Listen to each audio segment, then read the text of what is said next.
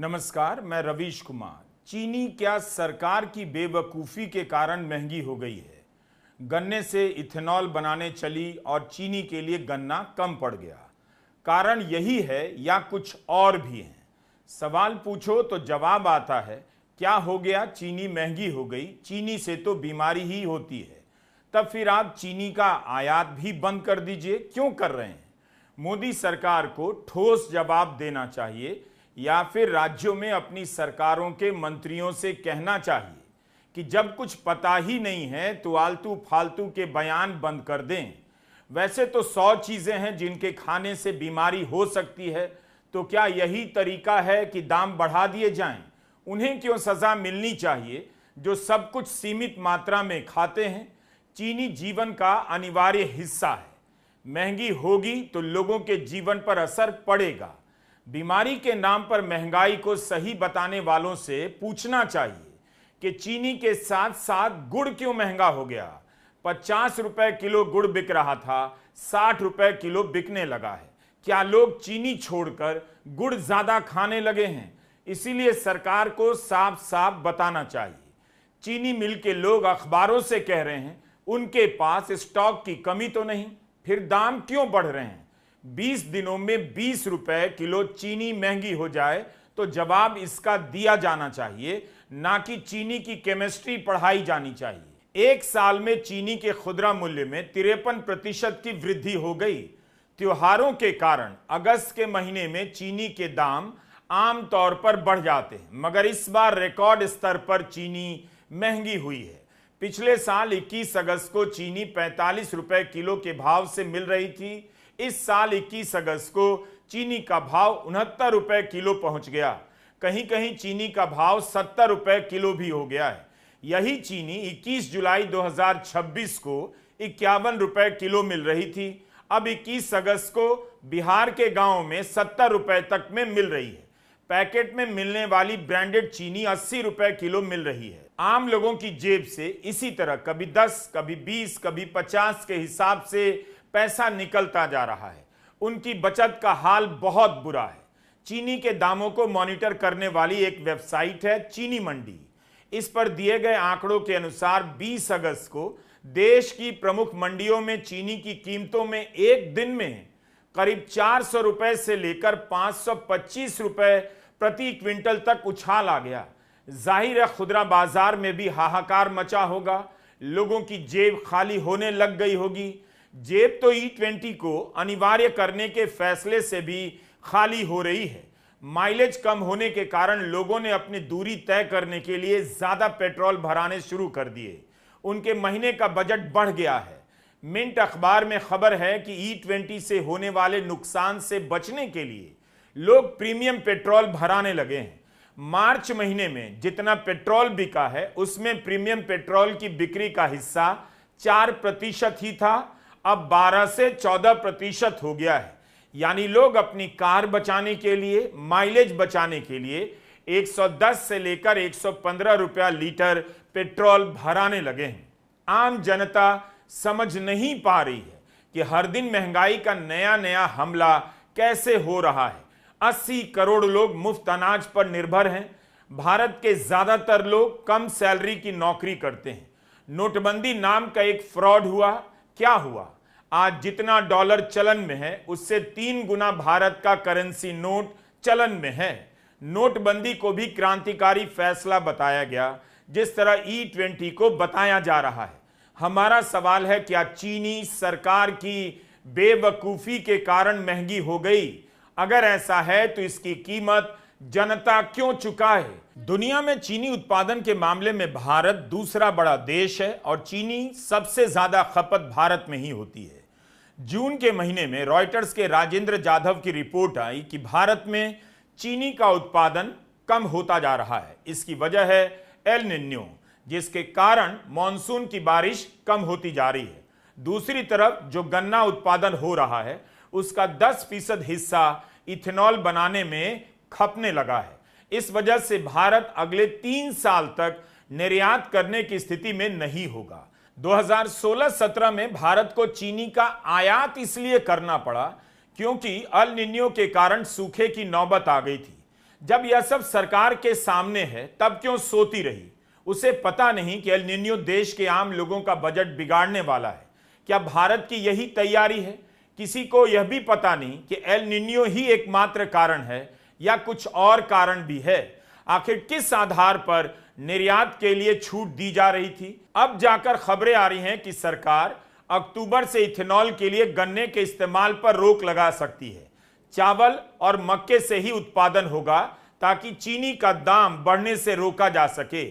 कहीं ऐसा तो नहीं कि एल निन्यो का भूत खड़ा कर दाम बढ़ाने के नए नए रास्ते बनाए जा रहे हैं और दाम इतना बढ़ गया, अब रोकने के, कम करने के तरीके अपनाए जा रहे हैं ताकि जनता को लगे सरकार वाकई कुछ कर रही है। अब तो चीनी का निर्यात भी मुश्किल होता जाएगा। 4 साल पहले तक भारत चीनी शीरा और इससे बने उत्पादों का 1.33 करोड़ टन निर्यात कर रहा था। इसके बाद हर साल निर्यात में गिरावट होती रही और इस साल निर्यात 0 रह सकता है।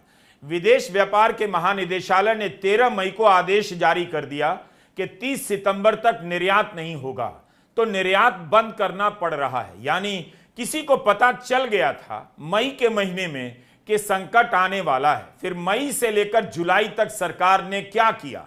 निर्यात की स्थिति इसी साल खराब नहीं हुई, इसके संकेत पिछले साल भी मिलने लगे थे। नवंबर 2025 में भारत ने 20 लाख मीट्रिक टन चीनी निर्यात का फैसला किया। उस समय भी कुछ लोगों ने सवाल किया कि निर्यात नहीं करना चाहिए क्योंकि उत्पादन कम हो रहा है।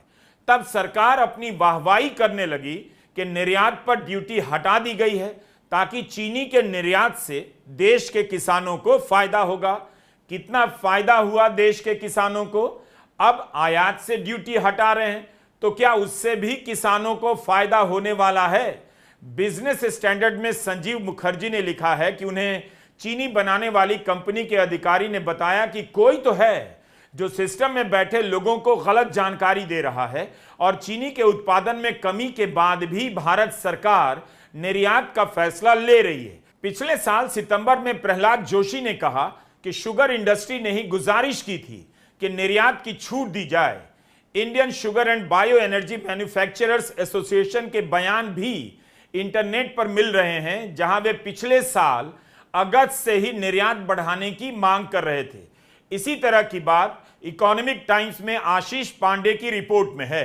चीनी उद्योग के एक वरिष्ठ अधिकारी का बयान है कि 2026 की शुरुआत से ही खतरे की घंटी बजने लगी थी, मगर फरवरी में जब गन्ने से रस निकालने का सीजन चल ही रहा था, उसी दौरान सरकार ने 5 लाख टन अतिरिक्त चीनी के निर्यात की अनुमति दे दी। पहले से 15 लाख टन की अनुमति दी जा चुकी थी, उसके ऊपर अलग से 5 लाख टन के निर्यात की अनुमति क्यों दी गई? जबकि मार्च से ही जानकारी आने लगी कि चीनी मिलें अपने टारगेट पूरी नहीं कर पा रही हैं। क्या इसका मतलब है कि गन्ने की सप्लाई उस समय से ही बाधित होने लगी थी? इस अधिकारी ने भी उसी बात की ओर इशारा किया है कि सिस्टम को भ्रमित किया गया कि सप्लाई ठीक है, जबकि ऐसा नहीं था। यह वजह भी रही इस साल मार्च के महीने से चीनी का दाम बढ़ने लगा। मार्च में चीनी 41 रुपए किलो हो गई और इस समय 70 रुपए किलो बिक रही है। 2 अलग अलग अखबारों की रिपोर्ट पढ़ने से कारण कुछ और समझ आता है। निर्यात का फैसला किसके फायदे के लिए किया जा रहा था? जब सप्लाई पर असर दिखने लगा। 5 महीने से इथेनॉल के चक्कर में सारा देश गोल गोल एंड राउंड राउंड घूम रहा है। E20 को लेकर 100 थ्योरी चलाई गई। बीजेपी के सांसद जनार्दन मिश्रा ने E20 का विरोध करने वालों से कहा, शुद्ध पेट्रोल क्या तुम्हारे बाप के घर से आएगा? सरकार को बताना चाहिए E20 के चक्कर में उसका कितना पैसा बच रहा है और पब्लिक का कितना पैसा खर्च हो रहा है। इसमें वह केवल कच्चे तेल का दाम ना बताए, उन चीजों की भी जानकारी दे जिनके दाम इन दिनों बढ़े हैं, जिनका संबंध E20 से हो सकता है। 10 जुलाई को पीआईबी की तरफ से बताया जाता है कि 2014-15 से लेकर अभी तक 1.97 लाख करोड़ विदेशी मुद्रा की बचत हुई है, क्योंकि 316 लाख मीट्रिक टन कच्चे तेल का आयात कम हुआ है। एक साथ 12 साल का हिसाब जोड़कर बताया जाता है, इस साल का नहीं, पिछले साल का नहीं, 12 साल का हिसाब, ताकि आपको करीब करीब 2 लाख करोड़ का आंकड़ा बहुत बड़ा लगे। भारत सरकार के मुख्य आर्थिक सलाहकार अनंत नागेश्वरन ने लिखा है, भारत का कच्चे तेल का जो आयात बिल है उसमें 3 से 4% तक का ही फर्क पड़ा है, यानी बहुत बड़ा बदलाव नहीं आया है। पीआईबी जिस 2 लाख करोड़ की बात कर रही है 2014-15 से, नागेश्वरन के बयान के साथ देखिए, तब जाकर आप खेल पकड़ पाएंगे। इस बीच पब्लिक की बचत कितनी उड़ गई होगी, कोई उसे जोड़कर बताए कि 2 लाख, 3 लाख या 5 लाख करोड़ का नुकसान हो गया। चीनी के साथ साथ गुड़ भी तो महंगा हुआ, दूध, अंडा अलग से। इथेनॉल के बनाने में खराब अनाज का इस्तेमाल होता है। खराब हो चुके अनाज से पशुओं के आहार और मुर्गियों के लिए दाने बनाए जाते हैं। जैसे ही इथेनॉल बनाने में खराब अनाज का इस्तेमाल बढ़ा, इसके कारण पशुओं के आहार महंगे होने लगे। दैनिक भास्कर ने लिखा है कि पशु आहार 8 से 10% तक महंगा हुआ। इसके कारण दूध, अंडे की कीमतें भी 5 से 10% तक बढ़ गईं। अंडा तक महंगा हो गया।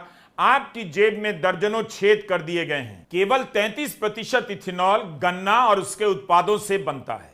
67% मक्का, चावल की टुकड़ी और खराब अनाज से बनता है। ऑल इंडिया डिस्टिलर्स एसोसिएशन का कहना है कि पिछले साल 720 करोड़ लीटर इथेनॉल बना। उसके लिए 1.33 करोड़ टन अनाज और 25 लाख टन चीनी बनाने लायक गन्ना शीरा लगा।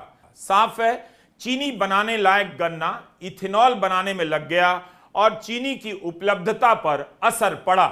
19 अगस्त की बेल्ला जयसिंघानिया की टाइम्स ऑफ इंडिया में रिपोर्ट है, एक हफ्ते के अंदर अंदर मुंबई के कुछ इलाकों में चीनी का दाम 8 रुपए बढ़ गया। कारण बताया गया गिरती सप्लाई, बढ़ती मांग और इथेनॉल फ्यूल ब्लेंडिंग के लिए गन्ने का इस्तेमाल। तमाम अखबारों में मीडिया रिपोर्ट में इथेनॉल के लिए गन्ने की बढ़ती सप्लाई को चीनी के बढ़ते दामों का कारण बताया जा रहा है। क्या इस पर भी सरकार का खंडन आने वाला है? फेक न्यूज का ठप्पा लगा दिया जाएगा? उपभोक्ता मंत्रालय ने एक बयान जारी किया है।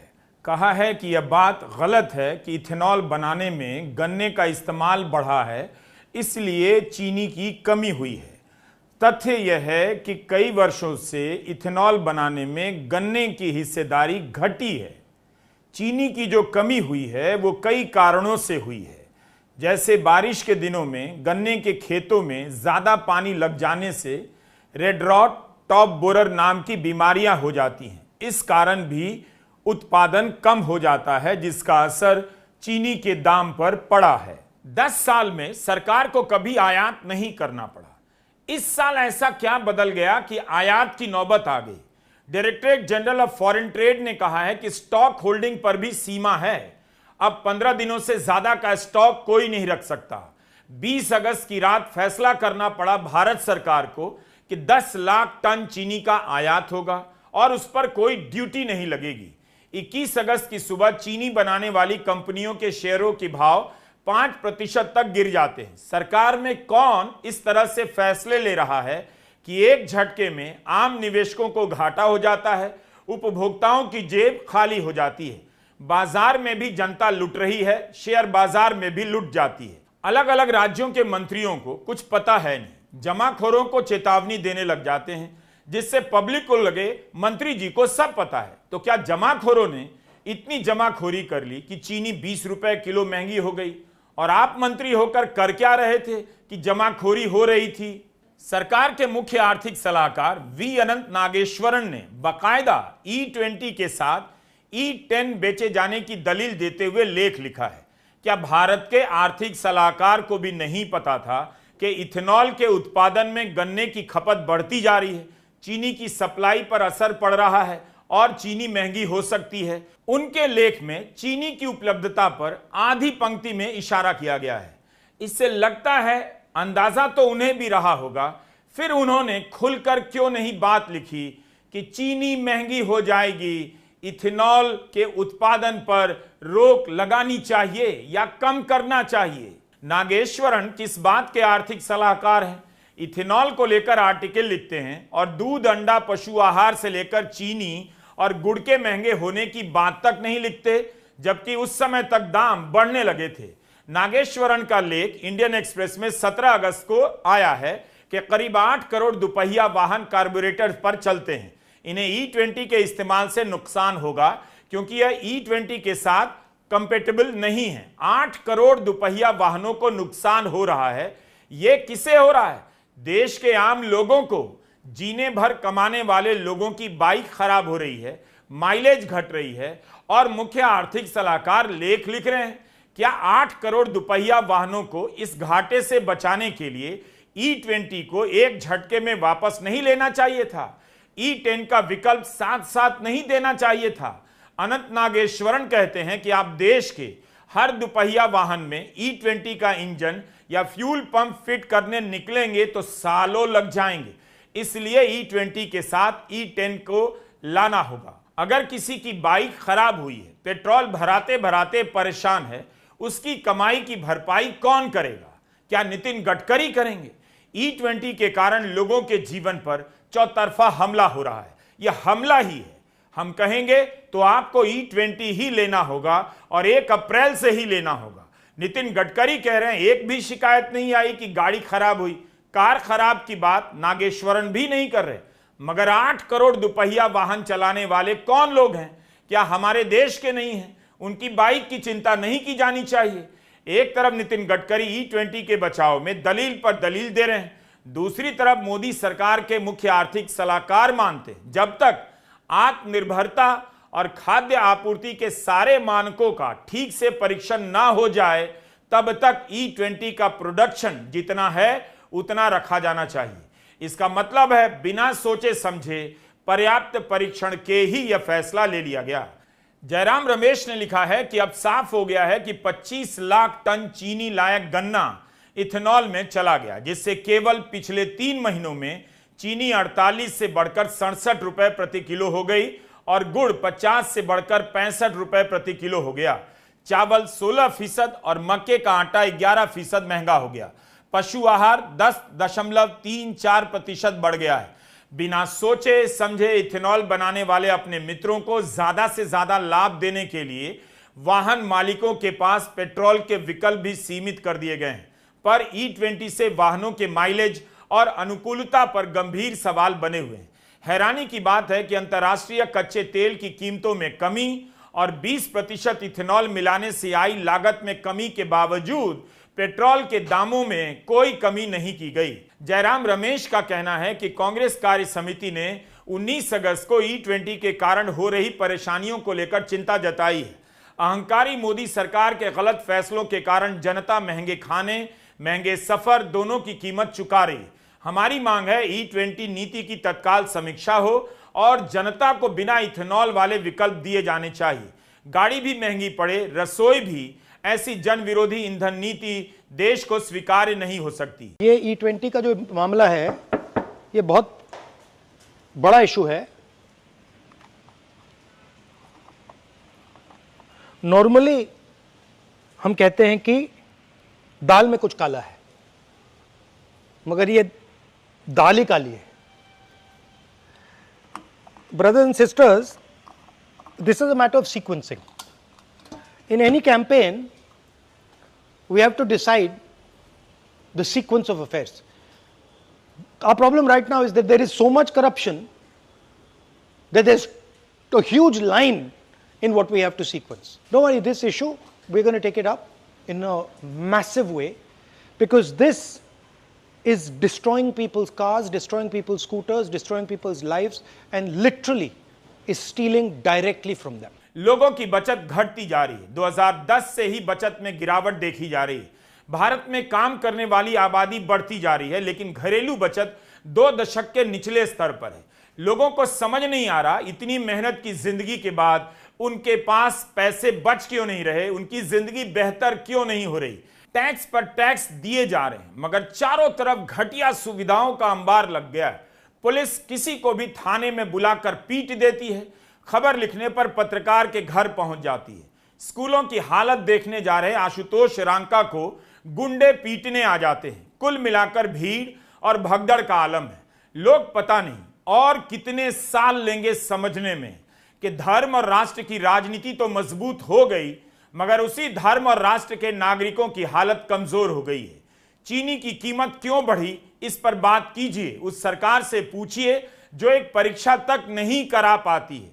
उससे आप उम्मीद कर रहे हैं चीनी के दाम बढ़ने से रोकेगी। आप उम्मीद कम कीजिए, दिमाग ज्यादा लगाइए कि आपकी हालत ऐसी क्यों हो गई है। नमस्कार, मैं रवीश कुमार।